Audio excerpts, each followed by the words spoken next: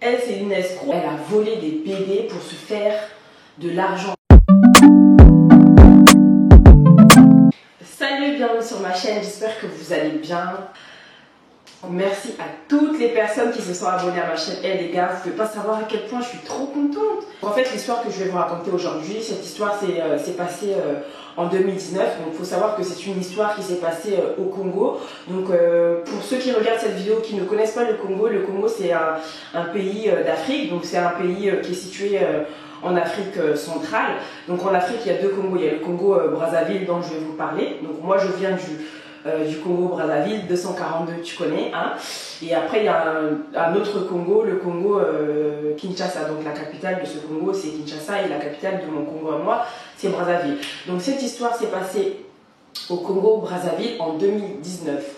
Donc moi je connais très bien le garçon parce que le garçon dont je vais vous parler aujourd'hui en fait c'est le frère d'une de mes meilleures potes en fait. Donc l'histoire d'aujourd'hui en fait le garçon on va l'appeler Boris et la fille on va l'appeler Laura. Les deux ils ont 19 ans, ils sortent ensemble depuis un bon moment mais il ne c'est pas officiel en fait aux yeux de la famille, c'est pas officiel parce que c'est normal.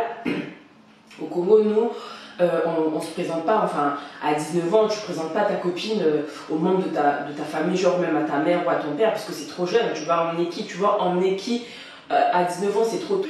Un jour Laura en fait elle dit à son mec, à Boris, que voilà elle est enceinte et du coup Boris il dit mais attends t'es enceinte, c'est chaud parce que déjà moi c'est chaud pour moi, je travaille pas actuellement, je suis nourrie par ma mère et ma grand-mère, je peux pas pour l'instant, je suis pas prêt à être papa. Et du coup Laura qui lui dit non mais attends franchement un bébé voilà, c'est vrai que c'est des responsabilités, mais t'inquiète pas, moi j'ai toujours voulu être maman très jeune, j'ai 19 ans, je préfère avoir mes enfants, je préfère commencer à faire mes enfants là à mes 19 ans, comme ça au moins je grandis avec mes enfants et tout ça. Et du coup Boris lui dit mais attends, tu travailles pas, toi aussi t'habites chez ta grand-mère, tu vas faire comment pour t'occuper de l'enfant? Non mais t'inquiète pas, ça va aller, moi je vais garder ma grossesse, je vais voir ce que ça va donner, je vais en parler à ma mère, je vais en parler à ma famille et on verra ce qu'on pourra faire. Mais en tout cas, pour l'instant, c'est vrai que ça nous tombe dessus, mais de toute façon, on peut rien faire, on est obligé de la garder à la grossesse parce que moi, je ne me vois pas du tout aller avorter. Donc, j'ai oublié de vous dire, en fait, la maman de Boris habite ici en France, d'accord? Donc, Boris, il habite chez sa grand-mère et chez sa grand-mère, il habite avec ses frères. Donc, il a deux frères et une sœur. Donc, sa sœur habite en France ici. Sa maman habite ici en France, lui Boris il a 19 ans, il habite avec sa grand-mère au Congo et au Congo il est avec ses deux autres frères chez sa grand-mère, d'accord? Et Laura, elle pareil, elle habite chez sa grand-mère aussi au Congo et sa maman habite toujours au Congo mais dans une autre grande ville du Congo. En fait c'est une grande ville un peu l'équivalent de Marseille en France en fait. Donc la maman de Laura habite dans une autre ville au Congo. Donc du coup Laura, elle c'est un mois de grossesse en fait, elle dit à Boris, mais écoute Boris, moi je dois m'en aller, je dois aller voir ma mère et tout ça pour lui expliquer un peu, pour lui dire que voilà je suis enceinte et tout ça, pour essayer de voir si genre elle pourra m'aider pour le bébé, machin et tout ça.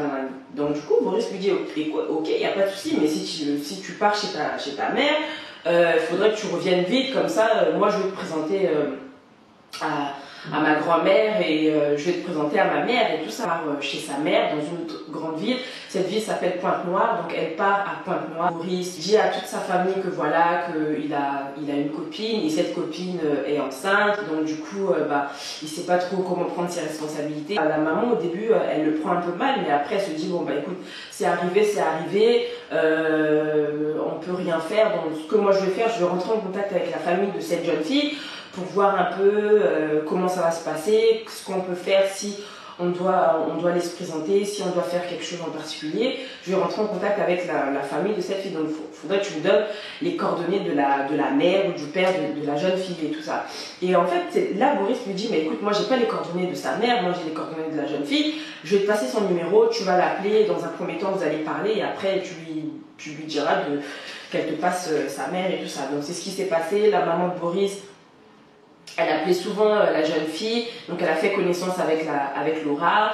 le feeling est super bien passé et tout ça. La maman de Boris lui a dit non mais t'inquiète, c'est vrai que vous êtes jeune et tout ça, mais bon, on va essayer de vous aider, on va essayer de vous épauler, on va un peu essayer de vous accompagner, parce que c'est vrai que être parent, c'est pas quelque chose de facile.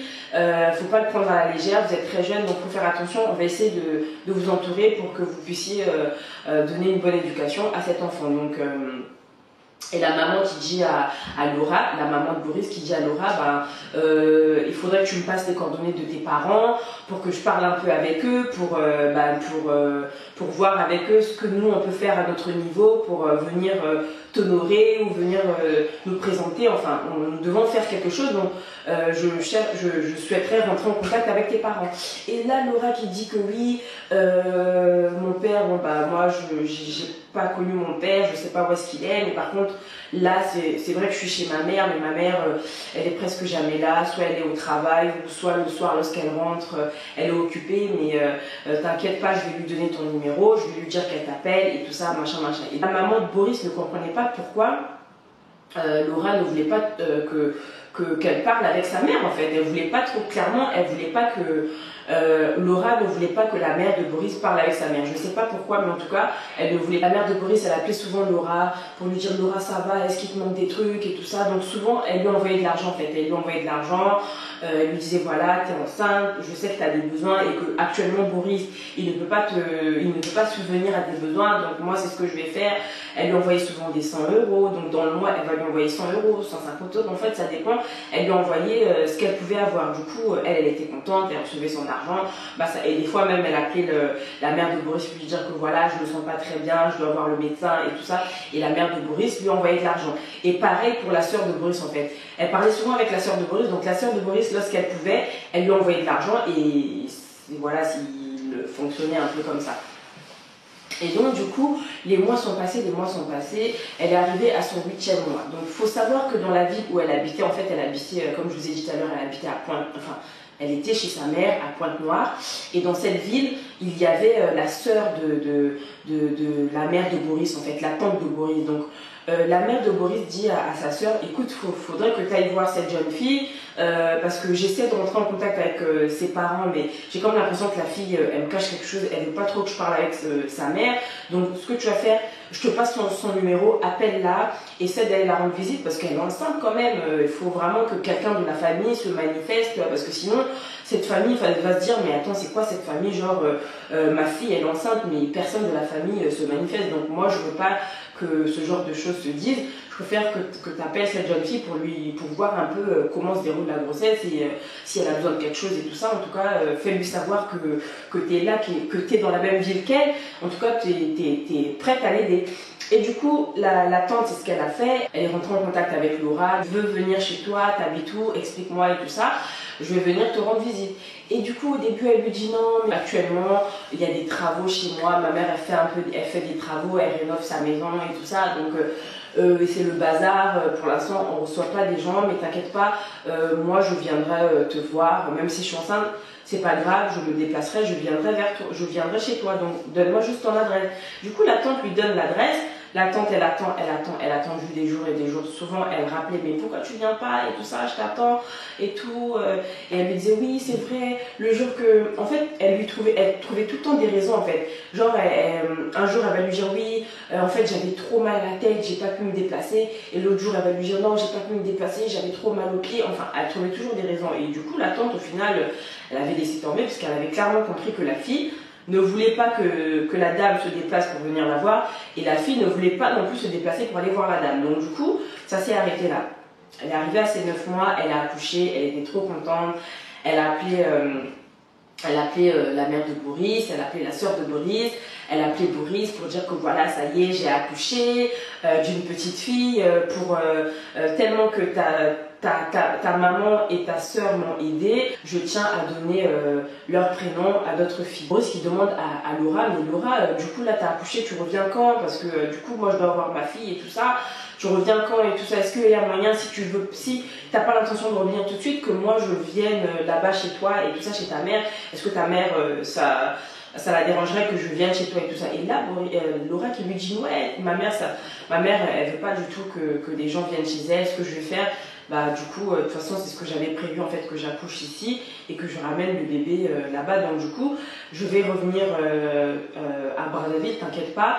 Donc, en partant chez la grand-mère de Boris, il y a tout le monde qui l'accueille. Il y a les frères, les deux frères de Boris, il y a Boris, il y a la grand-mère de Boris. Et il y a également la voisine et la fille de la voisine qui accueille Laura et sa petite fille. Donc ils sont restés la journée s'est terminée, ils sont rentrés chez eux en fait. Le bébé et la maman sont rentrés chez eux. Donc en fait, du coup, il continuait cette vie-là. Boris était chez la grand-mère, elle également chez sa grand-mère avec sa petite fille. Mais souvent, en fait, la fille, au lieu d'appeler Boris souvent pour dire que voilà, la petite elle est malade, la petite il lui manque ça, il lui manque le lait et tout ça, elle n'appelait jamais Boris en fait pour lui dire que oui, la petite, si, ça. Elle, en fait, dès qu'il y avait un problème qui n'allait pas, elle appelait direct. En plus, il y avait un problème qui n'allait pas toutes les semaines en fait. Toutes les semaines, au moins 2 fois dans la semaine, elle appelait ici en France pour genre, soit elle appelait la soeur de Boris, soit elle appelait la mère de Boris pour dire que voilà, la petite, elle fait de la fièvre, elle a un problème et tout ça, je comprends pas, faut que je l'emmène chez le médecin, mais j'ai pas d'argent et tout ça. Et donc du coup, et ben, soit la maman ou la fille, l'une des deux envoyait de l'argent à la jeune fille et tout ça. Du coup, le temps avance, la jeune fille décide de repartir une deuxième fois avec le bébé chez Boris. Et ce jour-là, en fait, la grand-mère, elle n'était pas là. La grand-mère n'était pas là, la voisine, elle n'était pas là, il y avait la fille de la voisine, les deux frères de Boris et Boris lui-même. Du coup, elle revient avec la petite, mais en fait, il y a un frère de Boris qui remarque que la petite, elle avait changé, parce que genre, ils étaient venus 2 semaines avant, et au bout de 2 semaines, la petite, elle avait un peu grandi, genre, elle faisait, parce que elle avait quoi, elle avait 2 mois, et genre, elle faisait un bébé de 5 mois, elle faisait un peu trop grande par rapport à son âge, tu vois. Et genre, au début, en fait, elle dit le garçon dit à Boris, ah mais ta fille, elle a changé, genre, elle a grandi d'un coup, même son visage a changé et tout ça. Et Boris, lui, il était tellement content d'être père qu'il remarquait rien, en fait. Et genre, Boris dit à son frère, ouais mais c'est normal, c'est un bébé, tu sais que les bébés ça change de visage tous les jours, ça change de forme tous les jours, donc t'inquiète pas, c'est normal, c'est ma petite fille, c'est normal et tout ça. C'est vrai qu'elle a changé un tout petit peu, mais elle a grandi, c'est normal. Et du coup, normalement, elle avait 2 mois, et là, en fait, elle paraissait comme un bébé de 5-6 mois, donc elle était un petit peu grande, et son visage avait un petit peu changé. Donc le frère de Boris avait remarqué ça, il a fait part de ce changement à son frère, mais son frère dit oui c'est vrai, mais bon c'est normal, c'est un bébé, les bébés ça change tout le temps, donc rien d'alarmant, tout va bien et tout ça. Et donc ils ont passé une journée comme d'habitude, la jeune fille elle a pris son bébé, elle est repartie chez elle. Donc souvent en fait Boris n'avait pas le droit d'aller voir le bébé chez eux. En fait souvent c'est elle qui se déplaçait parce que la grand-mère soi-disant ne voulait pas voir Boris. Donc du coup Boris restait, attendait sagement que sa meuf en fait vienne avec leur fille pour qu'ils passent un moment ensemble, pour qu'ils passent une journée et par la suite qu'ils repartent. Laura et son bébé reviennent une 3e fois, confient le bébé à son père. Il y a la voisine qui propose, en fait la voisine c'est une ado de peut-être 17 ans, je crois qu'à cette époque-là, elle avait peut-être 17-18 ans, elle propose à Boris, bah écoute Boris, ça se voit que la petite, sa couche elle est pleine, donne-la moi, je vais lui changer sa couche et tout ça. Et elle remarque que la petite fille, c'était pas une petite fille, mais c'était un petit gars. Et le soir, la voisine dit à sa mère, elle, mais maman, il s'est passé un truc de ouf, c'est trop bizarre, genre tout à l'heure j'ai changé la couche de la fille de Boris, mais genre c'était pas une petite fille, mais c'était un petit gars et tout ça, c'est trop bizarre. Et en plus, genre elle avait changé d'apparence. J'ai comme l'impression que ça fait 3 fois que je la vois, mais ça fait 3 fois que je vois des visages différents. Et Boris, j'ai comme l'impression qu'il le remarque pas en fait. Là je suis un peu gênée. Je veux dire quoi? Non mais je peux couper, tout ça je vais couper, il n'y a pas de souci.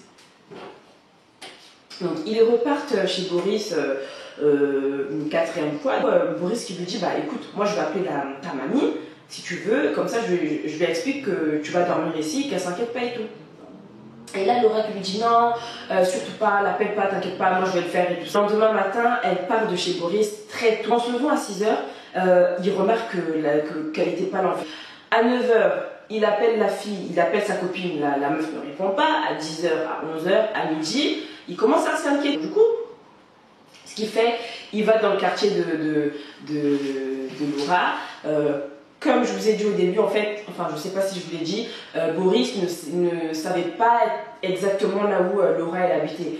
Il savait que Laura elle habitait dans tel quartier, mais il ne savait pas que c'est à cet endroit-là, tu vois. Donc du coup, il arrive dans ce quartier, en fait, il appelle un pote, parce qu'il a un pote qui habite aux alentours. Il appelle un pote pour lui dire, écoute, je suis dans ton quartier, tout ça, est-ce que tu peux, genre, me rejoindre et m'emmener chez Laura, parce que genre je m'inquiète un peu, elle a dormi chez moi et tout ça, mais j'arrive pas à la joindre depuis 9 h, là il est midi, j'arrive pas à la joindre, en plus elle est avec la petite et tout ça, là il y a un problème.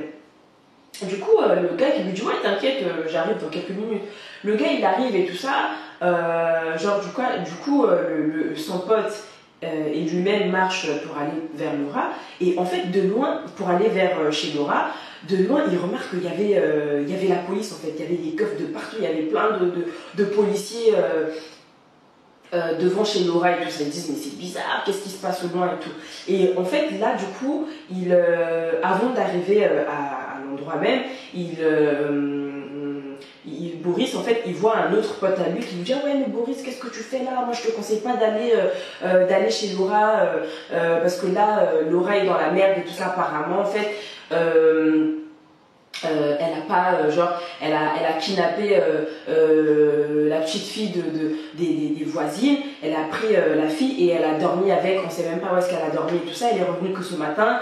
Eux ils se sont inquiétés toute la nuit, ils l'ont appelée toute la nuit, elle a pas répondu, donc du coup en fait ils se sont inquiétés ce matin, ils ont appelé la police et comme par hasard quand la police est arrivée, et c'est là qu'elle est arrivée en même temps, du coup ils l'ont pris en fait et ils ont rendu la petite au voisin.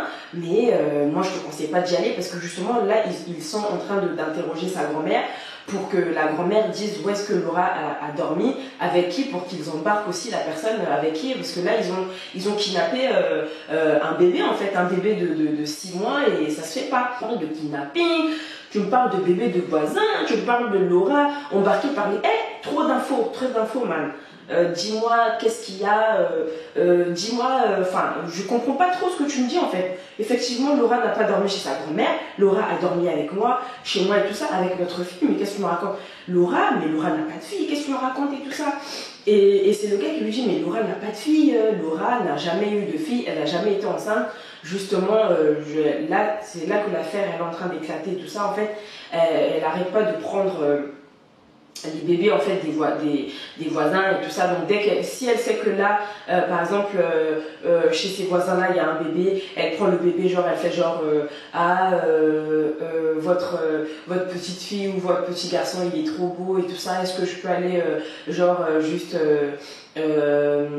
peux juste marcher avec elle ou avec lui là dans la rue comme ça vite fait et tout.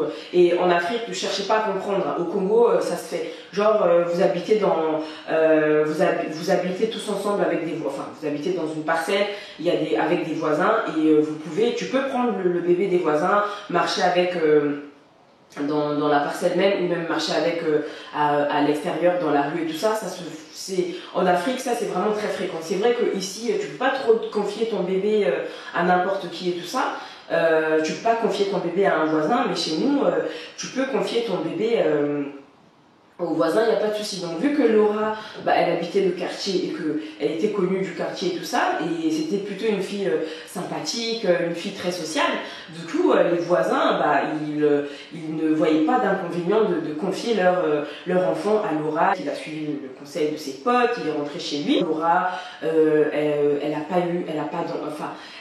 a jamais été enceinte en fait. À chaque fois qu'elle emmenait des enfants ici, elle prenait des enfants des voisins. Justement hier en fait, elle a pris le bébé d'un voisin et du coup le voisin au début il était en confiance et tout ça, mais lorsqu'il se faisait tard, il a appelé Laura ne répondait pas et du coup il s'est inquiété et le matin il a appelé la police, les policiers sont venus.